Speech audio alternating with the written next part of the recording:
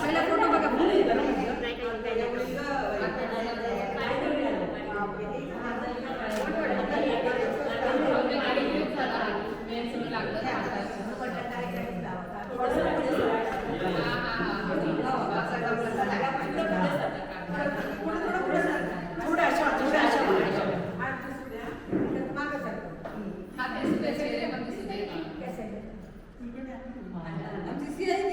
Smile smile खाली आहे smile. सगळे दिसतात. केक पण दिसतोय.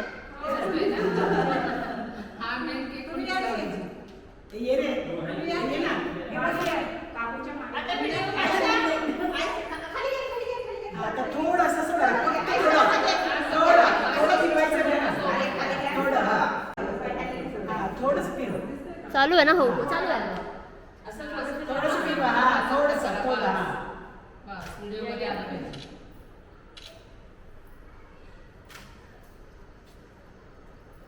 मला आता सुदिनम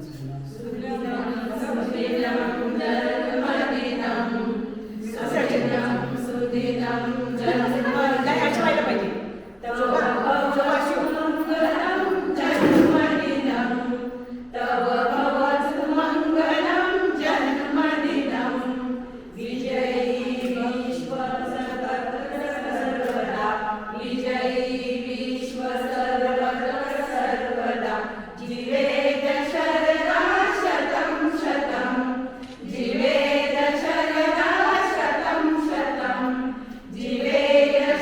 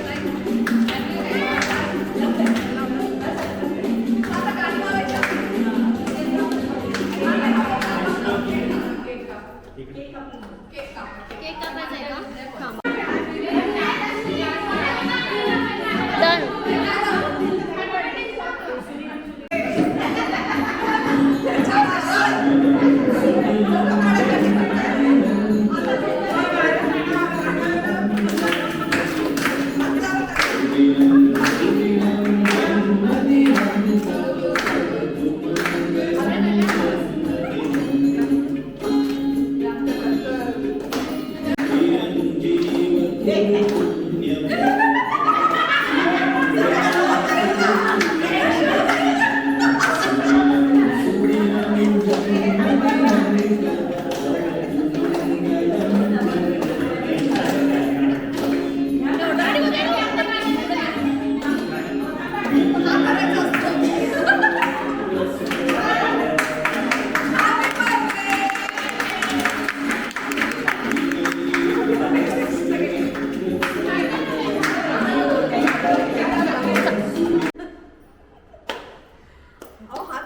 असा घेतला इकडनं पुढे आहे ना.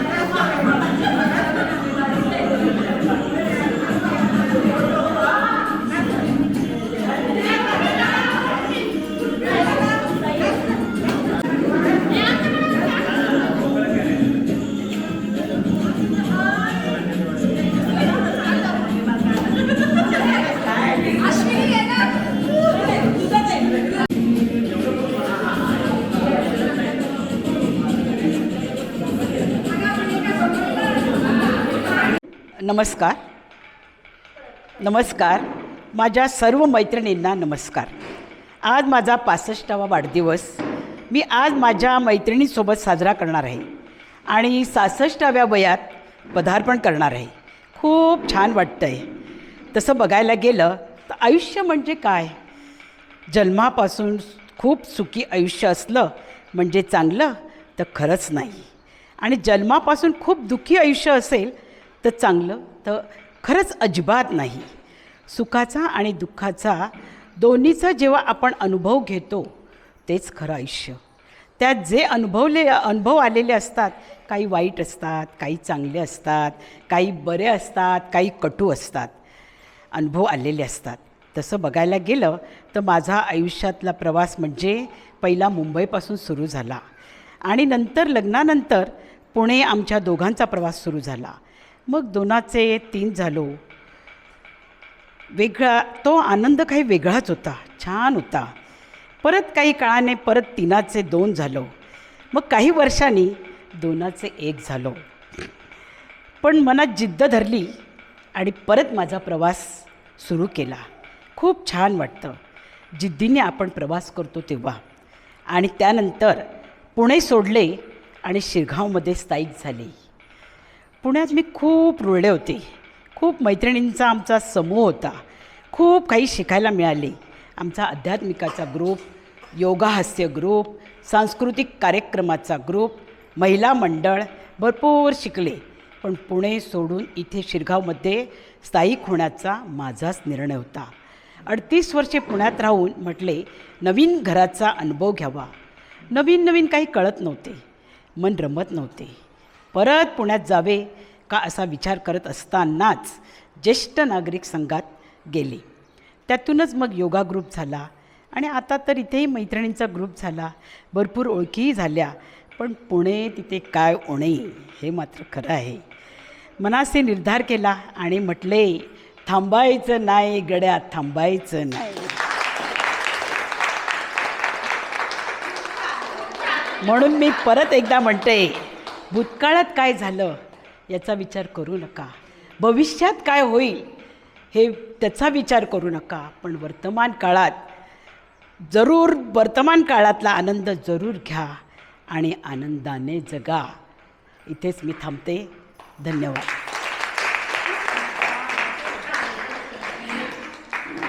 आणि ही तशीच राहो. आणखीन बरेच चॅलेंजेस जरी आले तरी सोडवण्यावरती, सोल्युशन काढण्यावरती लक्ष देऊ, ना की त्या प्रॉब्लेम्सला वाढवण्यावरती. पण आपण आहोत असेच खूप छान आहोत आणि हे चार्म असंच राहावं. थँक्यू. पुन्हा एकदा धन्यवाद सर्वांचे.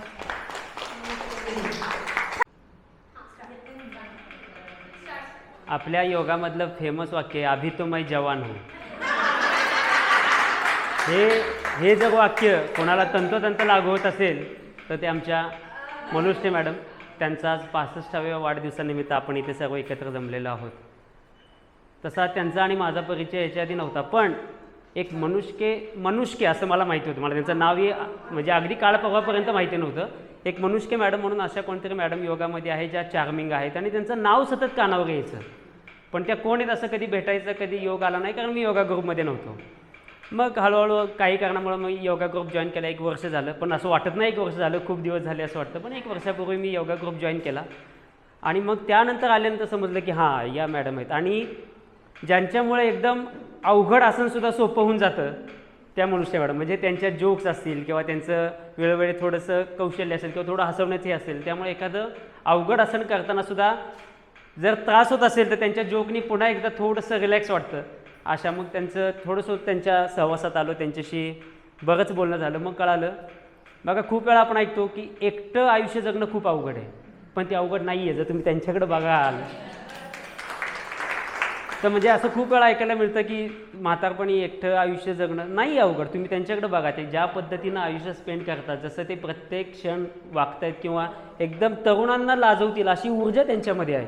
अशी फार कमी लोकं असतात बघा की ज्यांचे प्रेझेन्स जाणवतो. ते कोणत्या इव्हेंटला असतील तर त्यांचा प्रेझेन्स जाणवतो तुम्हाला. त्यांचा ते आल्यात हां, म्हणजे त्यांचा प्रेझेन्स जाणवतो. त्यांचं सुदिनम त्यांनी आपल्याला एक कायमचं गिफ्ट दिलेलं आहे बघा. हे आता कायमस्वरूपी, जसं रश्मी मॅडमने सांगितलं, तुम्ही कोणत्याही इव्हेंटला जा आणि ते गाणं लावा, त्यामुळे त्या इव्हेंटचा थोडासा तुम्हाला तो चार्म आहे तो वाढतो. मग ते गाणं त्यांनी प्रत्येकाच्या वाढदिवसाला न चुकता ते त्या गाणं म्हणतात. आणि जसं मी सांगितलं की त्यांचा प्रेझेन्स जाणवतो की प्रत्येक इव्हेंटमध्ये त्या असल्या तर त्यांचा प्रेझेन्स आहे, ते आहेत. त्यांच्या चार्मिंगने ते इव्हेंट ते चांगल्या बनवतात आणि आमचं बॉन्डिंग चांगलं आहेच. आणि मला खरंच जसं त्यांनी त्यांचा जीवनाचा प्रवास सांगितला, रश्मी मॅडमने सांगितलं, मी जास्त बोलणार नाही, की त्यांनी खूप थोड्या याच्यामध्ये तुम्ही जर लक्षपूर्वक ऐकलं असतं तुमच्या लक्षात आलं असतं की त्यांनी बरंच काही सांगून गेलेलं आहे त्याच्यामध्ये. तुम्ही काय करायला पाहिजे, कसं आयुष्य जगलं पाहिजे. आणि खरंच ज्येष्ठ महत्त्वाचं जास्त इथं ज्येष्ठ आहेत तर त्यांना सगळ्यांना मी पुन्हा एकदा म्हणेन की तुम्ही त्यांना बारकाईनं तुम्ही ऑब्झर्व करा आणि ते ज्या पद्धतीनं आयुष्य जगतायत खरंच सुंदर आहे. म्हणजे तसं खरंच अवघड आहे आयुष्य जगणं, पण त्या पद्धतीनं त्यांनी ते सोपं केलं आहे. असं सर्वांना जमत नाही, पण आपण सर्वांनी तसं करण्याचा प्रयत्न केला पाहिजे. असं असं हां, तर एखादं म्हणेल की त्यांना दुःख नाही आहे का, आहे, पण त्यांनी त्याला वेगळ्या पद्धतीनं हँडल केलेलं आहे आणि पुढे जावं. तर असं करत मी त्यांना जास्त बोलत नाही. अजून कोणाला बोलायचं असेल तर त्यांच्या पुढच्या जीवन प्रवासासाठी त्यांना शुभेच्छा. असंच 65व्या नाही 100व्या वाढदिवसाला पण आम्ही यावं.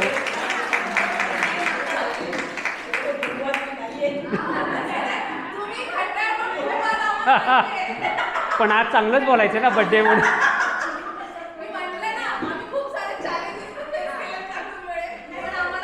त्याच्यामध्ये आलंच ते सगळं, चॅलेंजेसमध्ये सगळं आलं.